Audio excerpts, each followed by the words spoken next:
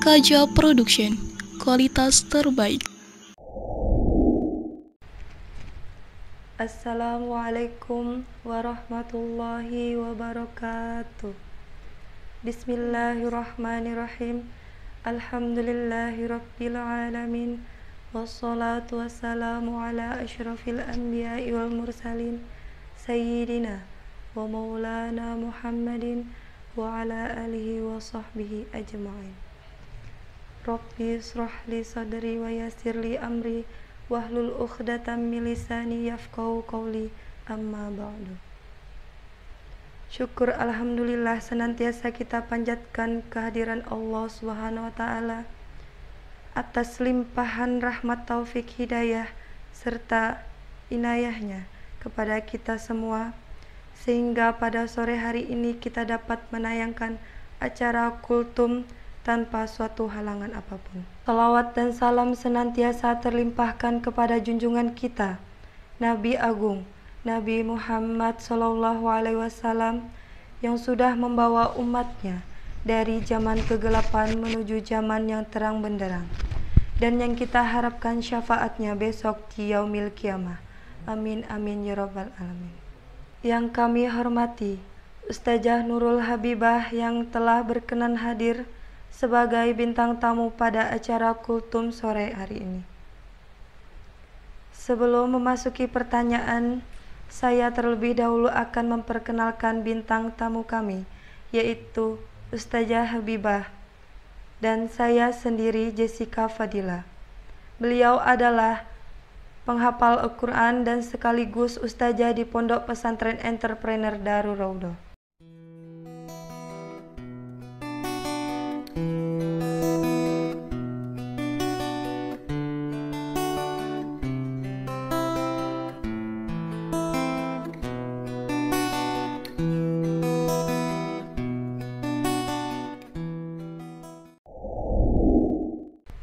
Baik pemirsa Dara News, sebelum memasuki pertanyaan pertama, saya akan menyapa bintang tamu kita yang telah berkenan hadir. Assalamualaikum Ustazah. Waalaikumsalam warahmatullahi wabarakatuh. Terima kasih sudah berkenan hadir. Dan apakah Ustazah sudah siap dengan pertanyaan yang kami ajukan? Insyaallah. Menghafal Al-Quran merupakan salah satu ibadah yang sangat mulia. Bahkan orang yang mampu menghafal hingga sempurna 30 juz, 114 surah, ia termasuk orang-orang pilihan yang sangat istimewa. Sebab tidak semua orang bisa diberikan anugerah mampu hafal Al-Quran secara sempurna. Nah, pertanyaannya Ustazah, kira-kira apa hukum bagi penghafal Al-Quran yang lupa dengan hafalannya? Silakan Ustazah. Yang dimaksud melupakan hafalan Al-Quran, menurut kebanyakan ulama, yaitu mengerti hukum Al-Quran tapi tidak mau mengamalkannya. Itu termasuk dosa besar ya. Ketika ada penghafal Al-Quran yang lupa sama hafalannya, ketika dia sudah rajin memurojaah, rajin mengulang-ulanginya, rajin dideres gitu, kok dia lupa sama hafalannya, maka itu tidak dosa karena tidak sengaja. Beda lagi sama yang sengaja melupakannya, seperti emang sengaja tidak dibuka Al-Qurannya, tidak dimurojaah, tidak diulang-ulang, maka itu termasuk dosa besar. Bahkan ada ancaman dari Nabi, seorang penghafal Al-Quran yang melupakan Al-Quran hafalannya dengan sengaja, maka itu termasuk kabair atau dosa besar. Lupa itu kan satu sifat yang mana kita tidak bisa menghindarinya, karena sudah dinas dalam hadis, al-insanu mahalul khata' wan nisyan, manusia itu tempatnya salah dan lupa. Jadi kita tidak bisa mencetuskan bahwa penghafal Al-Quran itu tidak boleh lupa dengan hafalannya, itu tidak bisa, karena lupa itu adalah suatu nikmat, suatu anugerah dari Allah. Yang terpenting untuk menghafal Al-Quran adalah murojaah, karena murojaah itu adalah suatu poin penting yang dianggap tidak melupakan hafalan dengan sengaja. Mungkin itu saja. Wallahu a'lam bishawab. Baik Ustazah, kita akan langsung masuk ke pertanyaan kedua. Menghafal Al-Quran bukan itu suatu hal yang mudah dan membutuhkan kesabaran ekstra. Pada dasarnya, menghafal Al-Quran bukan hanya sekedar menghafal, melainkan juga menjaganya dan melewati cobaan atau rintangan selama menghafal. Nah, pertanyaan kami Ustazah, apa aja sih yang menjadi penyebab hafalan Al-Qurannya lupa? Silakan Ustazah. Yang menjadi penyebab hilangnya hafalan atau lupanya hafalan Al-Quran itu ada banyak ya. Salah satunya termasuk maksiat. Dan untuk maksiat pun itu ada banyak macamnya. Seperti berbicara kotor. Contohnya Ustazah?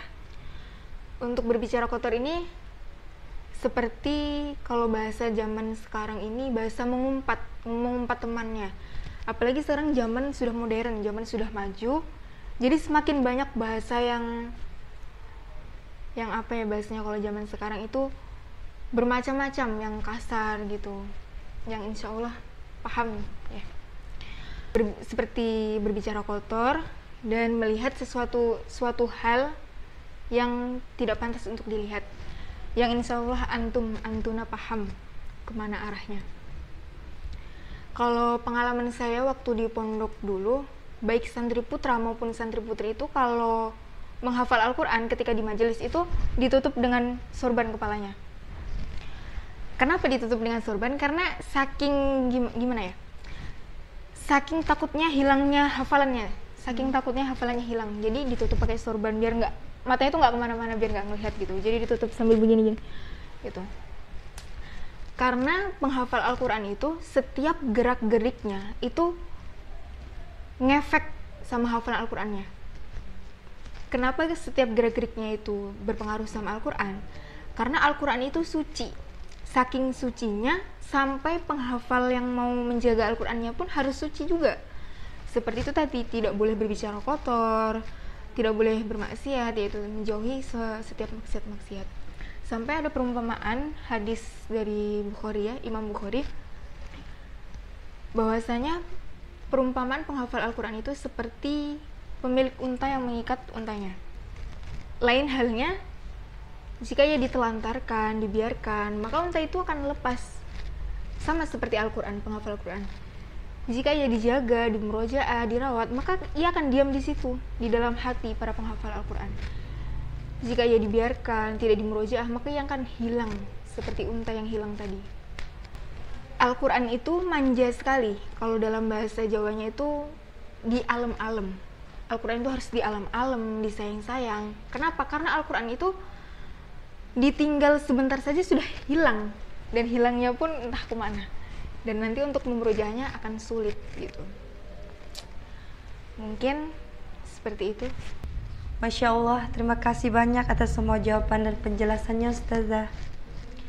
Permisa Dara News yang dirahmati oleh Allah Subhanahu wa Ta'ala. Sebagai penghafal Al-Quran, hendaknya kita selalu menjaga semua perbuatan-perbuatan dari yang berbau maksiat.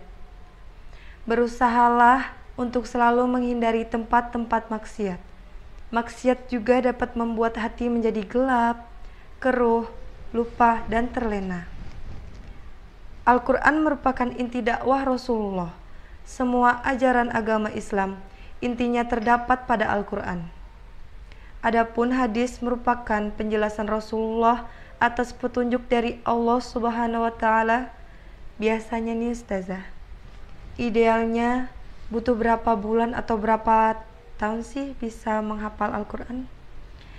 Nah, ini pertanyaan ketiga. Tapi untuk jawaban pertanyaan ini, Ustazah tahan dulu.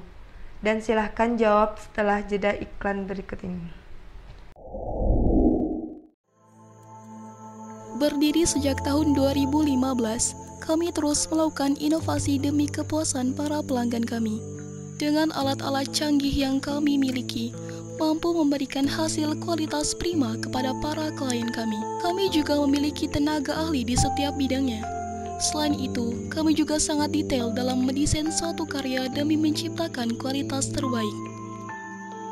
Kaja Production, kualitas terbaik.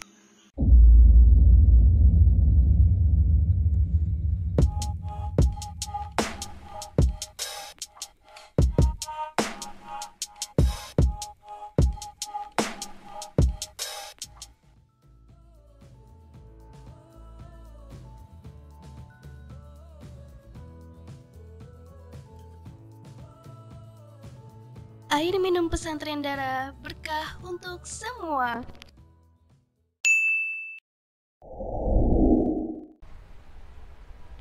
Terima kasih pemirsa Dara News yang masih tetap bersama kami.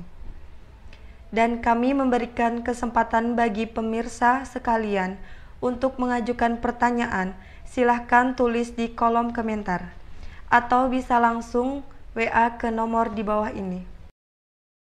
Insya Allah semua pertanyaan yang sudah diajukan akan kami bahas di kultum berikutnya.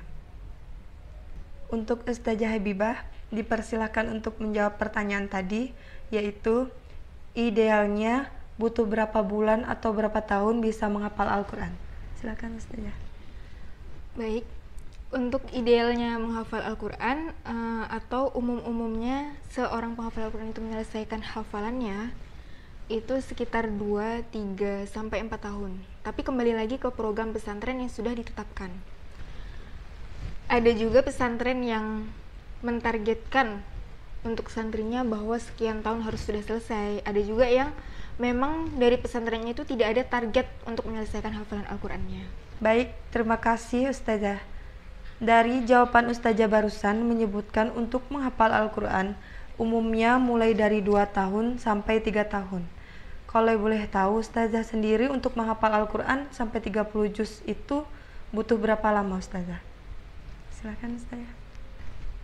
Kalau saya karena program dari pondok itu 6 bulan, jadi saya mengikuti program yang sudah ditentukan oleh lembaga kepesantrenan.